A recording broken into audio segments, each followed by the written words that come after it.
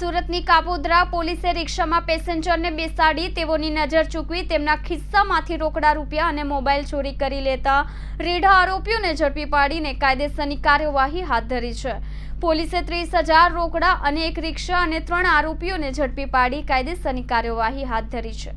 સુરતની કાપોદ્રા પોલીસ પાસેથી મળતી માહિતી પ્રમાણે કાપોદ્રા પોલીસની ટીમે બાતમીના આધારે રિક્ષામાં પેસેન્જરને બેસાડી તેઓની નજર ચૂકવી તેઓના ખિસ્સામાંથી રોકડા રૂપિયા અને મોબાઈલ ચોરી કરી લેતા રેઢા આરોપીઓને ઝડપી પાડ્યા છે। પોલીસે બાતમીના આધારે અઝરુદ્દીન ઉર્ફે અઝહર, નિઝામ શેખ, ફારૂક લુકમાન સૈયદ અને સોહેલ ઉર્ફે મનુ આસિફ ખાન પઠાણને ઝડપી પાડ્યા છે। પોલીસે ઇમરાન ઉર્ફે લંગડો સત્તાર શેખને વોન્ટેડ જાહેર કરી કાયદેસરની કાર્યવાહી હાથ ધરી છે।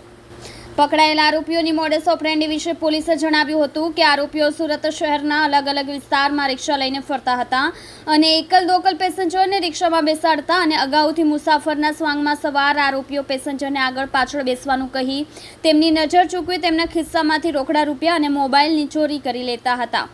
આરોપીઓ પકડાઈ જતા કાપોદ્રા પોલીસ મથકમાં નોંધાયેલા 2 ગુનાનો ભેદ ઉકેલાયો છે, જ્યારે કતારગામ રેલવે પોલીસ મથક અને મહિધરપુરા પોલીસ મથકમાં નોંધાયેલા ગુનાનો ભેદ ઉકેલાઈ ગયો છે।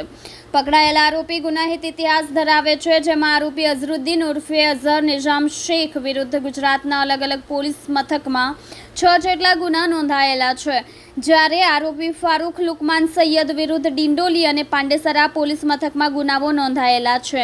હાલ પોલીસે 3 આરોપીઓને ઝડપી પાડ્યા છે અને આ સાથે પોલીસે એક રિક્ષા, 30,000 રોકડ પણ કબજે કરી છે। પોલીસે 3 આરોપીની ધરપકડ કરી આ ગુનામાં અન્ય કોઈ સંડોવાયેલા છે કે કેમ તે દિશામાં તપાસના ચક્રો ગતિમાન કર્યા છે।